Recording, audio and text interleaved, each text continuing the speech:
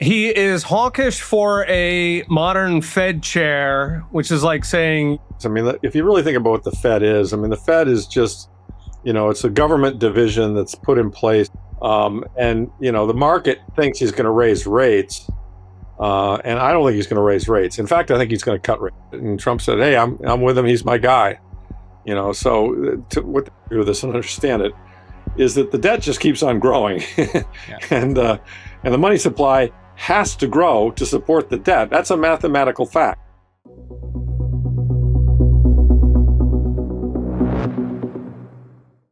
he is hawkish for a modern Fed chair, which is like saying, he's an honest car thief.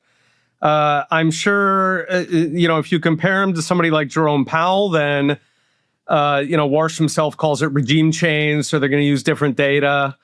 They're not going to do as much forward guidance, which is one of the ways that the Fed manipulates markets.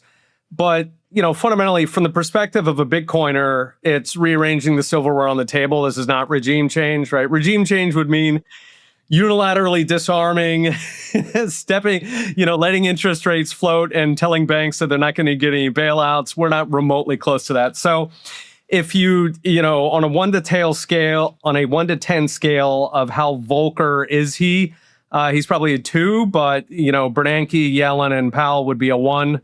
He's probably going to be more hawkish than markets expected, given President Trump's preferences. Having said, I don't think he's a Volcker, and I don't think he's going to change much fundamentally at the Fed. Interesting. Larry, I'm curious if you agree or what you're seeing. What's I find kind of interesting on that note of they're kind of getting rid of the jawboning the market aspect was recently I saw him talking about, I think you posted it, him having a fight with a family fight in 4 weeks, which I thought that was interesting for him to come out and make that comment when they're not even giving the dot plot anymore or moving away from that sort of thing. Yeah. I mean, I pretty much agree with what Peter said in the sense that, they're all bad and arguably maybe he's a little more hawkish. He's certainly more hawkish than Yellen and Bernanke. They were like free money everywhere. I actually think the market kind of has this a little bit wrong. I think he's actually a lot more dovish than we now know, or than he's letting on. I think it's a script that he plays. I mean, if you really think about what the Fed is, I mean, the Fed is just, it's a government division that's put in place to lie to us about inflation and to get us to accept inflation and then to accept the money printing that they have to do to keep the system running. I mean, that's really all the Fed is. And so their whole existence is a lie intrinsically. And by definition, everybody who's there is a liar. And he's just another one. And, my view is that he comes in and he emphasizes that they're going to, get price stability. And he even bragged in this most recent presentation from Sinter yesterday, Portugal, that, the inflation expectations are coming down. And that's because of his tough talk. And I'm just like, come on, dude, stop taking victory laps. I mean, you've been in there fucking 10 days. The market thinks he's going to raise rates. And I don't think he's going to raise rates. In fact, I think he's going to cut rates. I think he's foaming the runway to cut rates, with this AI productivity argument. And then his so-called task force is going to come in and tell him that the inflation is overstated and that we should be using the Dallas trimmed median PCI, which is at 2.3 instead of 3 something. And therefore we can, and he's a supply sider. We know that. And so his view is going to be, these numbers aren't any good. We got to look through these numbers. They'll be coming down in the future. And the way to make the numbers lower is actually to encourage investment and encourage the supply of goods and services, which then will decrease the price. So the better way to encourage investment is to take interest rates down. I mean, the thing that's interesting about it, he's kind of a paradox. I think he's an interest rate dove for sure, and he's trying to play like he's a balance sheet hawk.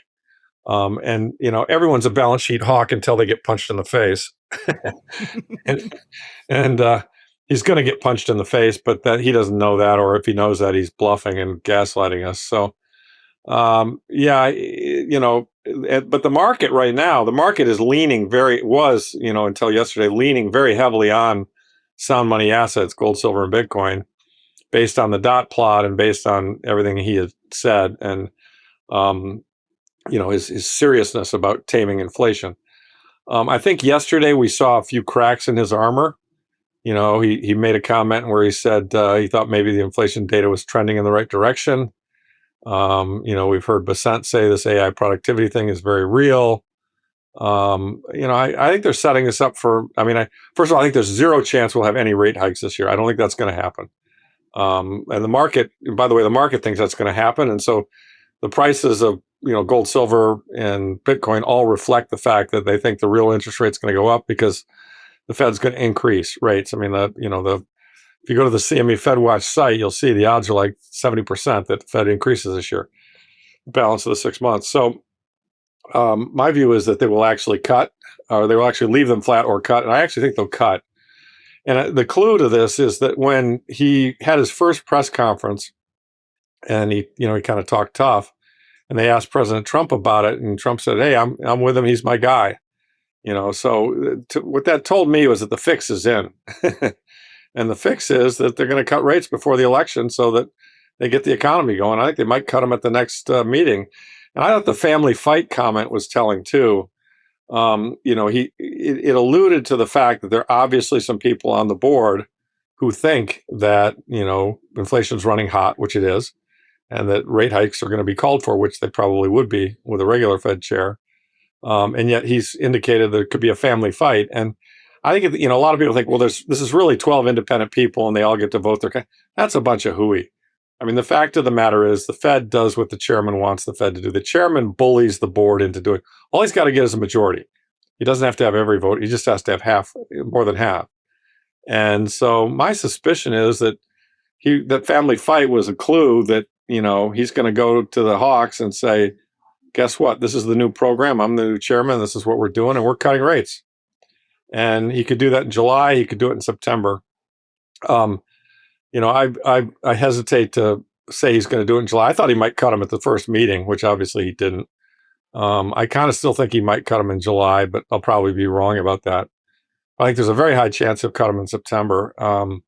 They'll also probably get some good data between now and then. The price of oil's come in a lot. Employment report this morning was soft. They'll probably get some soft inflation data. And then, he'll use the AI argument that productivity is going up, and therefore this is not a crazy thing to do. We should be cutting rates, reshoring. So that's kind of where I see the world right now. Peter, I'd love to get your response to that. I also want to throw in there, because I think he made a comment that he was saying something along the lines of, I can make a case that we're somewhat restrictive based on housing market. I think it was something along those lines. And then additionally, the employment data, if you've had a look at that one, because I think it showed that job participation rate had gone down. And I thought that might factor into falling prices as well too. Yeah, so I think Larry's absolutely right that in his heart, he wants to cut. He's been looking for excuse after excuse to cut. For years now, he's been talking about so-called Robin Hood monetary policy, right? Where the idea is that the Fed flogs its stash of, I think it's 6.5 or 7 trillion on the balance sheet, right? So it sells those off, it cancels the dollars, that can bring inflation down, that then allows him to cut rates. He's got the AI and deflation thing that he's been on for, I guess, 6-9 months now. He's talking about the boosting growth, questioning the Phillips curve. He seems to be trying to find an excuse to cut. It's possible that, what's going through his head is he's got to at least make it look like the data drove it. He's going to get a gimme on inflation just because oil prices are coming down, and so those are going to feed through, and so he can pretend to be surprised about that. At which point he says, well, I'm a very cautious man by instinct, but boy, when the data talks, you listen to it. And then he deploys all these, myriad arguments for lower rates, and I'm sure he'll come up with new ones. And, this kind of goes to the institutional bias of the Fed, which is that it's always leaning towards lower rates. And, part of the reason that's their job is to create inflation. The other reason is that disarms any kind of political opposition from Congress and the president if the economy is growing. So, I think Larry makes a lot of good points there. No, fair enough. Larry, I'd love to throw in there too. I'm curious your thoughts on the current debt situation for the U.S. So I think I saw you had highlighted a chart that was showing a strong divergence between the amount of outstanding debt and the amount on the Fed's balance sheet. And I kind of want to wrap in that your thoughts on the overall kind of AI space and what you make of it.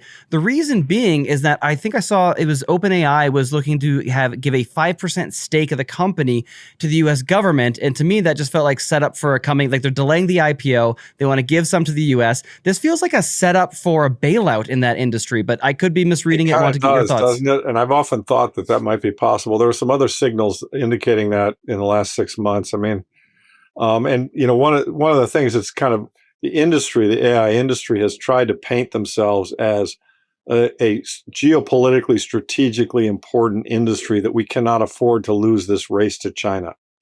And I think that one of the things that will drive all of this administration's decisions, if people bitch about them, is, hey, look, we're in this existential race with China on all these different fronts. It's like it's almost like World War II. We got to do what we got to do monetarily to get it funded. And so yield curve control, buying bonds, cutting rates, hey, we can't lose this race. It's a national emergency. You know what I mean? I can kind of see that narrative. There've been hints at that narrative, and I can see that narrative could certainly grow. And certainly all the tech bros who, are in all the AI stuff and gave Trump tons and tons of money and are, deeply embedded in supporting the administration. They're going to be crying for all kinds of help. And why not? Why wouldn't they? Right? The one thing that China does differently than us, China is a capitalist economy in some respects, but it's a state capitalist economy, and the state directs capital to the areas that it thinks are important. And I think that, I think there's a certain group in America that's kind of come to the same conclusion that in order to compete with them, we need to do the same thing. So yes, I could definitely see an AI related bailout. The one thing I've said in that chart that you allude to, that what I tweeted has shown, and I also alluded to this in my book, is that the fundamental issue here that nobody's really addressing, or that they're kind of sweeping under the rug, and Peter will totally agree with this and understand it, is that the debt just keeps on growing. Yeah. And the money supply has to grow to support the debt. That's a mathematical fact. When debt grows, you owe interest on it. And so if there's a fixed amount of money in circulation and with a growing debt burden, you can't make the interest payments. You don't have enough money to do it. And so it's pretty simple. It's kind of a Stein's Law situation. So they're going to figure out a way to create that money. Now, whether they're going to do it all at once, like they did in COVID, or over 3 years, like Bernanke did with, the GFC. And what's the excuse for it going to be? Is it going to be World War III? Is it going to be competitive AI? Is it going to be, who knows? But